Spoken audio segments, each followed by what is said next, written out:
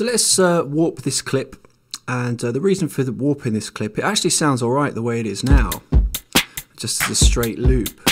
But when I say warp the clip, essentially I'm going to add warp markers to every single note, every single drum hit within this 1 bar loop. And there's a couple of different ways to do that and a couple of different reasons to do that. The first reason to do it is to give us more options in the future. It gives us the chance to move bits of audio around within the bar, and I'll show you that in a moment. But also it means that we can have some fun with a function called slice to MIDI, which we'll come to in another video. Now there are, as I say, there are a couple of ways to do this. The first one is to just do it by hand, which I'll show you in a moment. But I'm going to start off with adding warp markers to all the transients within this clip, and as you can see on each beat we've got these little grey triangles, and if I hover the mouse over them they turn into little grey markers, and that's live kind of telling us that it's seen something happening there and it thinks that that's where a warp marker should go. It's picked out a transient. Now I'm going to just click down, and there's the orange cursor. That kind of is our workplace cursor. And I'm going to select all, so Apple A or Command A on a PC. And now right click and insert warp markers. So there's the shortcut there, Apple I or Command I. And that's placed a warp marker, a yellow warp marker, on every one of these transient peaks. Now I'm actually just going to drag up the screen so we can see everything a little bit better. There we go. Right, now what we need to do is zoom in and have a look at where these warp markers are. Now, the reason I said earlier on a good technique is to warp by hand, simply because live doesn't always get it right. For instance, if we look at 1.2.3, if we zoom right in, the warp marker that live has placed is actually nowhere near the region where the audio actually begins on this sound. It's probably a hi-hat, but we've got this kind of dead air here.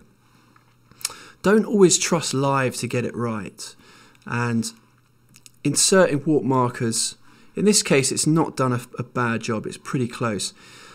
Inserting warp markers like this can be a quick and easy way to do things if you don't want to fine-tune it. If you want a rough position, you know, if you want a warp marker that's roughly in the right place, then you can go for that technique. So select all and then right click for the warp menu and insert warp markers. But I'm actually going to undo that and go in and just do this by hand. I mean, there's only, you know, 5 or 6 different transient peaks here. There's only 5 or 6 different hits. So I can do this quickly by hand. I'm just going to zoom in and zoom right up to where each peak starts. And a phrase I always use here when I'm teaching this is kind of look where the action begins. Look at where roughly, so around here, that's perfect for a warp marker. It doesn't have to line up with one of the grid positions either. It can be anywhere. You're completely free to put that warp marker wherever you like. And you could zoom right in and get it exactly right, but that's pretty much perfect. So let's zoom out and go to 1.2. And here I'm going to add the warp marker right where the audio crosses the center line. There we go. Live actually picked out a transient there. That's pretty good. Alright, so here we go on another hi-hat. I'm going to go here this time. Zoom out. Next one. This is the snare. This is on beat 3 of the bar. So here. There we go. So now I've put these transients in. Just do the last couple quickly. So zoom in. There we go. Right. Now we've put these transients in, all we need to do is make sure that they are locked to the nearest note of the bar. So this hi-hat, for instance, is playing exactly on 1.13. This kick is on 1.2, this snare is on 1.3, etc. So again, we can just kind of zoom in and just drag them to the nearest round number. 0.2, and you could as well do this after you put the transient marker in. I didn't. just to show you where they go. But if you want it to be slightly quicker, you could do it all in one go. Okay, nearly done. And one more, just move that over. Done. Okay, so there's the beat. Let's just quickly check out beat 1 as well. I didn't even really look at that. So you see here, beat 1, Live has put a warp marker in. You can just see it just on the edge there. Live's put a warp marker in where it thinks beat 1 is, but it's not quite right. So I'm just going to clean this up. Get rid of this warp marker here just by double clicking on it and just drag that back. And that is now solid as a rock. Okay, let's play.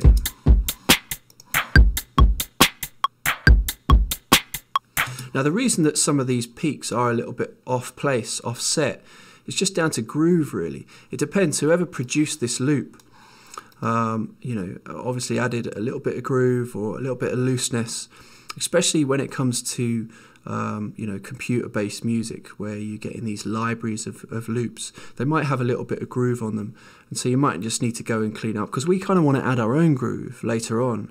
So we want to, I always describe it as ironing. We want to iron out all the creases here and get these beats snapped perfectly to each note of the bar, or each 16th or 8th note, so that we can add our own groove later on and get creative with these sounds. And also with old drum loops, we'll actually do a section on the course coming up pretty soon on classic breakbeats. And you know, when you're sampling classic breakbeats and warping them, you know, there's going to be quite a lot of variation. The drums generally tend to be have quite a loose feel, and you need to do a certain amount of cleaning up before you can then manipulate them and rearrange them, etc., into a different rhythm, into a dubstep rhythm, for instance. But this breakbeat here, this is a dubstep rhythm, so we don't need to do too much to this in the grand scheme of things. But I wanted to warp it to show you how, now we've got warp markers set, we can start to manipulate time and move some of these notes around within the bar.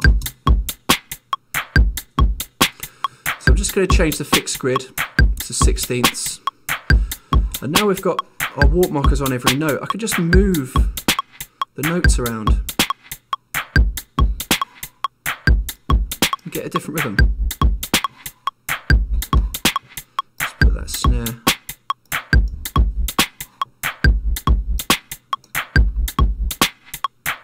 Notice how if I pull this particular note out, the snare will lengthen.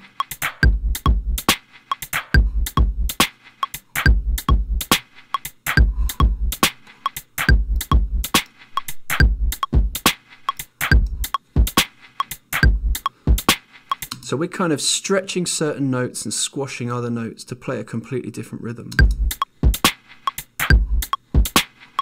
Another nice thing to do here is add extra warp markers in to get an even more extreme stretch. So if I place a warp marker here, just kind of towards the end of this snare, there we go, I can now drag that right out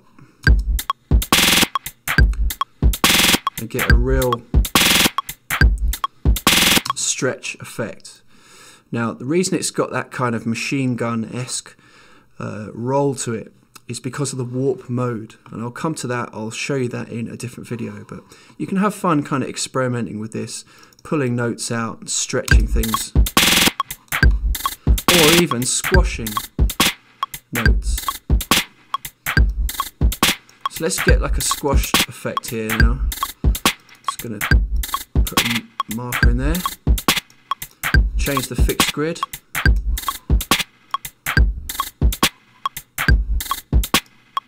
stretch out this kind of reverb ambience.